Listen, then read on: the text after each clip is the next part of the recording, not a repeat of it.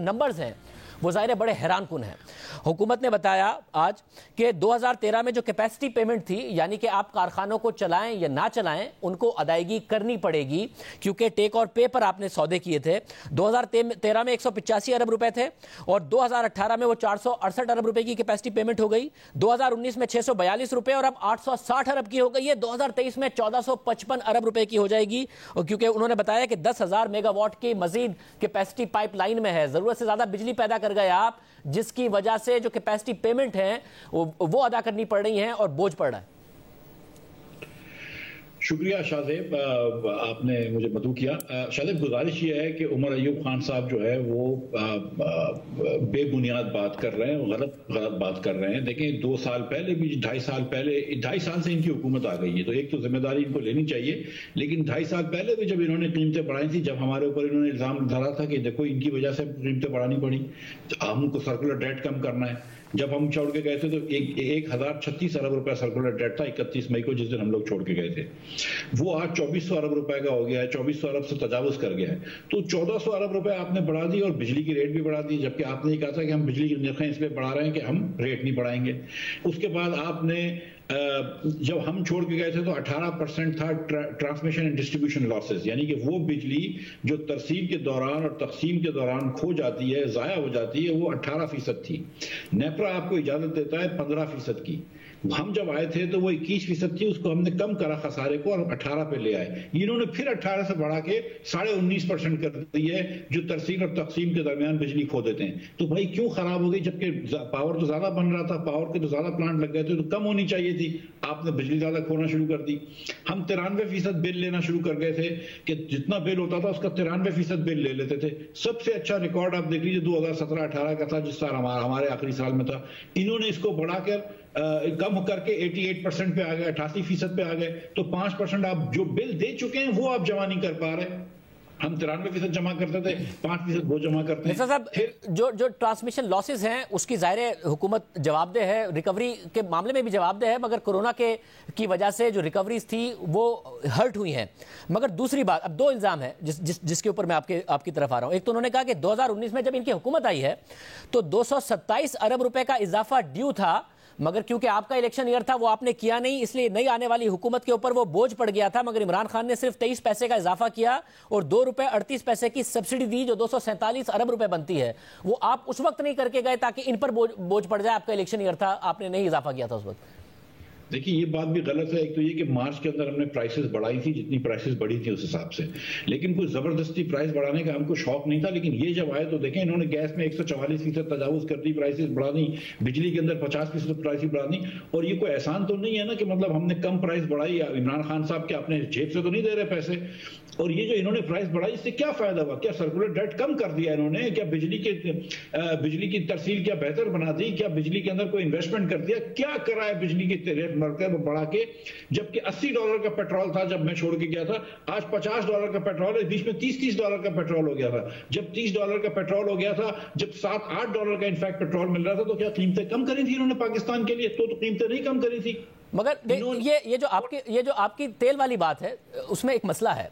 Energy purchase price कम हुई है, फी unit cost 2020 में कम है, क्योंकि कोरोना की वजह से भी, और वैसे हमने देखा कि पेट्रोल की कीमतें नीचे थी, एलएनजी की कीमतें नीचे थी, तो एनर्जी परचेज प्राइस कम हुई है, मगर कैपेसिटी परचेज प्राइस बहुत बढ़ गई है। 2020 में ये 860 अरब रुपए है, तो और 2023 में 1455 अरब रुपए हो जाएगी। क्योंकि उनका इल्जाम यह है कि एक तो आपने 20 से 25% महंगी ये लगाए, जितने भी कारखाने लगाए, ये 20 से 25% सस्ते लग सकते थे। दूसरा, जरूरत से ज्यादा आपने कैपेसिटी पे कर दी, और टेक और पे आपने सारे के सारे कारखाने लगा दिए। शुरू के लगा लेते थे जब बहुत ज्यादा जरूरत थी, बाद में टेक एंड पे पर कर लेते। ये 860 अरब रुपए कैसे अदा करे हुकूमत?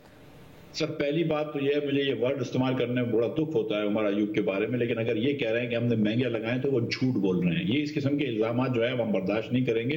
ये एकदम झूठ बात है। हमने हर चीज नेपरा के टैरिफ पे लगाई है और ये एकदम गलत बात है। इस पे बहस हो सकती है कि कितने लगाना चाहिए था, कौन सा टेक्नोलॉजी लगानी चाहिए थी, ये सब बहस की बात है। लेकिन ये इल्जाम कराना कि हमने महंगे लगाए, ये झूठ है। दूसरी बात इन्होंने फरमाई कि हमने ज्यादा बिजली लगा ली थी, तो भाई हमारे बाद आप आजकल बिजली क्यों लगा रहे हैं? हमारे जाने के बाद आप अभी भी विंड पावर लगा रहे हैं, हैं, हमारे जाने के बाद अभी भी आप सोलर पावर लगा रहे हैं, तो अगर हमने बिजली ज्यादा लगा दी थी तो आप मजीद बिजली क्यों लगा रहे हैं? इससे तो ये आपकी बात का दावा झुठला गया कि आप तो मजीद बिजली लगा रहे हैं। वो उस पर उनका दावा ये है कि ऑल्टरनेट फ्यूल्स पर जा रहे हैं हम, और आपके लगाए हुए कारखानों की जो 10,000 मेगावाट आएगी उससे 2023 में कैपेसिटी पेमेंट 1455 अरब रुपए पर चली जाएगी। अगर आपके पास एक्सेस बिजली ज्यादा है तो सोलर भी विंड भी लगाने से क्या फायदा मिलेगा? मुझे ये समझाइए कि इसका क्या फायदा होगा। ये तो पागल पाने वाली बात है ना। एक तो ये बात है। दूसरी बात फिर से आइए सर, देखिए गुजारिश ये है कि जो फिक्स कॉस्ट होती है वो अमूमन 3 रुपए 4 रुपए पर यूनिट होती है, और जो फ्यूल कॉस्ट होती है अगर वो एलएनजी इस्तेमाल हो तो 6 रुपए पर यूनिट होगी, तो टोटल कॉस्ट 10 रुपए होगी। अगर वो फर्नेस ऑयल इस्तेमाल हो तो 13 रुपए पर यूनिट होगी, तो टोटल 17 रुपए हो जाएगी। और अगर वो डीजल इस्तेमाल हो तो 18 रुपए, तो सिर्फ डीजल की कॉस्ट है, प्लस 3 रुपए 2 रुपए की बिजली पड़ेगी, तो 20 रुपए की हो जाएगी।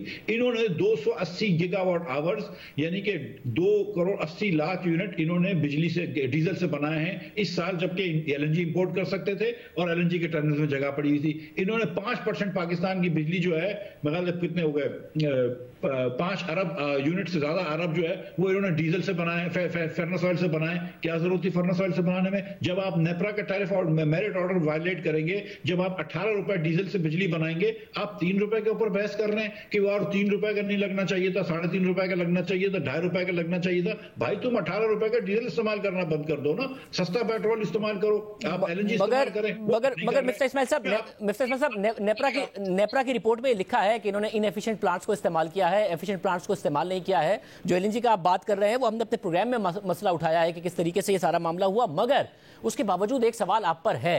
देखिए 2018 तक नजर आता है कि जो पाकिस्तान की टोटल इलेक्ट्रिसिटी कॉस्ट थी उसको आप नीचे लेकर आ गए थे, मगर एक चीज एनर्जी परचेस प्राइस की वजह से एक चीज जिसका आपने ख्याल नहीं रखा वो ये था कि अगर हमने डॉलर गिर गया तो क्या होगा। आप तो कम से कम उन लोगों में थे ना, आप तो डार साहब की तरह नहीं सोचते थे, आपको तो पता था कि डॉलर ओवर वैल्यूड है, ये गिरेगा।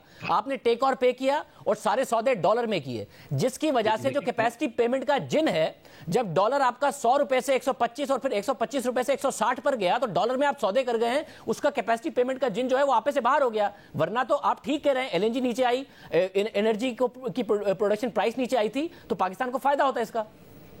देखिए गुजारिश ये है शाहदेव खानदार साहब के 2011-12 में मैं लाहौर में रहता था, पंजाब बोर्ड ऑफ इन्वेस्टमेंट का हेड बनाया था शहबाज शरीफ ने मुझे। उस वक्त लाहौर में घंटे पे घंटा बिजली जाती थी। पाकिस्तान के अंदर उस वक्त इफेक्टिवली 12,000 मेगावाट से ज्यादा कभी आप बिजली नहीं बना सकते थे। अभी ये लोग 25,000 मेगावाट बिजली बनाते हैं, तो आपने 12,000 मेगावाट और बिजली भी तो लगाई है ना। 12,000 मेगावाट और बिजली लगी है पाकिस्तान में, तो वो क्या फ्री में लगेगी?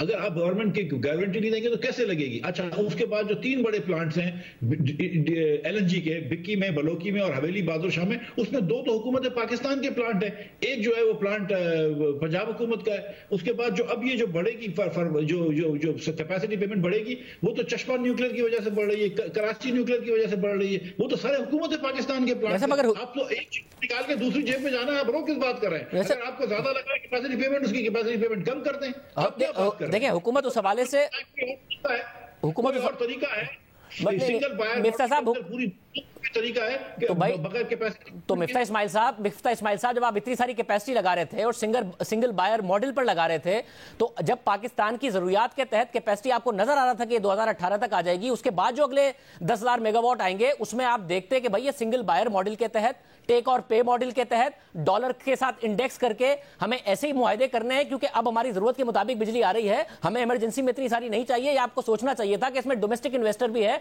डॉलर की जगह रुपए में कर लेते हैं, टेक और पे की जगह टेक एंड पे पर कर लेते हैं, जरा मल्टीपल बायर की मार्केट, ये कुछ सोचा था आपने उस वक्त या नहीं सोचा था? देखिए भाई, पाकिस्तान के अंदर उस पर नहीं हो सकता टेक और पे जब तक कि आप टेक एंड पे जब तक कि आपके पास मल्टीपल बायर्स नहीं है। उसके लिए आपको पहले सारे डिस्को प्राइवेटाइज करना चाहिए, जिसकी पीटीआई अभी भी नहीं कर पाया और अपोज करता रहा है। उसको एक बात को तो छोड़ दें, मेरी बात सुने। हमारे पास डीजल के वो प्लांट्स हैं जो 28% एफिशिएंसी पे चल रहे हैं। मतलब ये है कि फर्नेस ऑयल के, यानी कि 100 रुपए का फर्नेस ऑयल डालते हैं, तो ये बात समझे, तो 72 रुपए का फर्नेस ऑयल जो है वो हवा में जाया हो जाता है और सिर्फ सिर्फ 28 रुपए का फर्नेस ऑयल है जिसकी बिजली बनती है। इसके बरक्स हमने प्लांट लगाए जो 61% एफिशिएंसी पे हैं कि 61% एलएनजी को कन्वर्ट करता है बिजली में और 39% जो है वो जाया होती है।